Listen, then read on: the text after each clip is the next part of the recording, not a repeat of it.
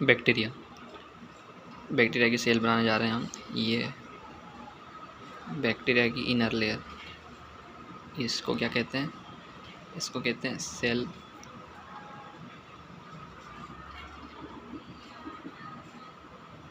Membrane कहेंगे। और एक और ये जो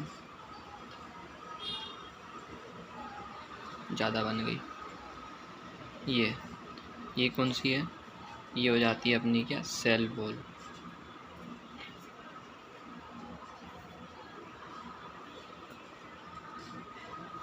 ये क्या है? ये ग्लाइकोकैलिक्स की आउटर लेयर रहती है किसकी? बैक्टीरिया की। ये सेल मेम्ब्रेन हो गई और ये सेल वॉल हो गई, ये हो गई। अब ये जो इनर सेल मेम्ब्रेन है, इसका जो एक्सटेंशन रहता है वो ऐसे ऐसे फोल्ड्स बनाते हैं। ये फोल्ड्स है, ऐसे बने हुए रहते हैं। अब इन फोल्ड्स में भी पिगमेंट्स प्रेजेंट नहीं है, तो इन फोल्ड्स को हम क्या कहते हैं? मीजोजोम्स। अब यही फोल्ड्स और कहीं कहीं ऐसे ऐसे प्रेजेंट रहते हैं,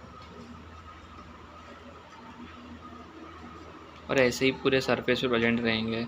कोई वेसिकल्स की फॉर्म में रहेगा ऐसे आसपास, ऐसे ये आ जाते हैं। तो अभी यहाँ पर पिगमेंट नहीं थे तो हमने इसको क्या बोले? मिजोजोम्स। अभी इनमें अगर पिगमेंट प्रेजेंट्स हैं, क्लोरोफिल वगैरह, इसको हम बोलेंगे क्रोमेटोफोर्स। क्या कहेंगे इनको हम? क्रोमेटोफोर्स।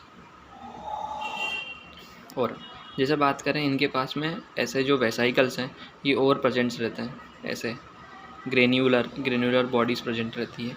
इन ग्रेन्युलर बॉडीज़ को उनको क्या बोलते हैं? इनमें इंक्लूजन बॉडी। इस इंक्लूजन बॉडीज़ को के अंदर इंक्लूड होता है, क्या क्या इंक्लूड होते हैं? गैस वैक्यूल्स होते हैं मेनली किसमें? बैक्टीरिया में। ये गैस वैक्यूल्स होते हैं मेनली। ये हुआ। अब गैस वैक्यूल्स हो गया, ये हो गया इंक्लूजन बॉडी। अब इनमें एक जेनेटिक मटेरियल भी तो होगा। वो जेनेटिक मटेरियल कुछ ऐसा रहेगा, मान लिया ऐसा रहता है, क्योंकि इसके आसपास की जो है वॉल तो है नहीं, वॉल तो होती नहीं, इनकी मेम्ब्रेन तो होती नहीं, इस न्यूक्लियस को वेल डिफाइंड वॉल तो होती नहीं है। तो इसको हम क्या कहते हैं? इस न्यूक्लियस को हम क्या कहते हैं? न्यूक्लियोइड।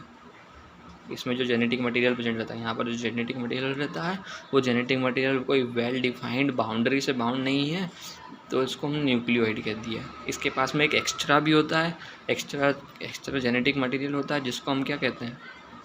जो कि एक्स्ट्रा क्रोमोसोमल रहता है। उसके अंदर एक फिनोटाइपिक कैरेक्टर रहता है जो कि यूनिक रहता है, उसको हम क्या कहते हैं? प्लाज्मिड। बस दैट्स ऑल, यही है पूरा, और कुछ छूटा है? राइबोसोम्स भी होते हैं इनमें, राइबोसोम की भी ग्रेन्युलर होते हैं, उनको हम राइबोसोम। और राइबोसोम कौन सा होता है इनमें? राइबोसोम 70S होता है।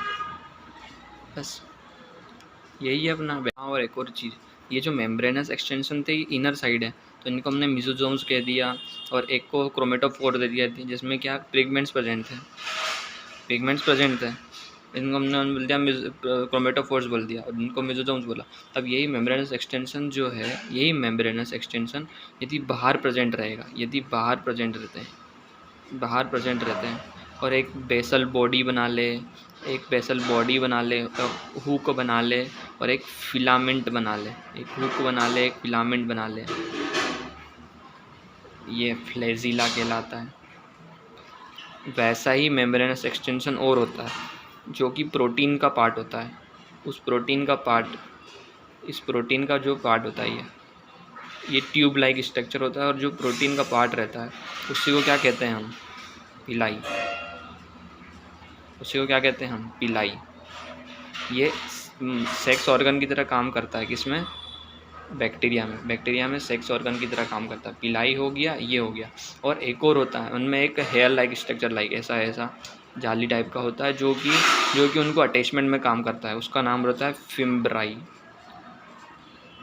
Fimbriae. That's all about bacteria.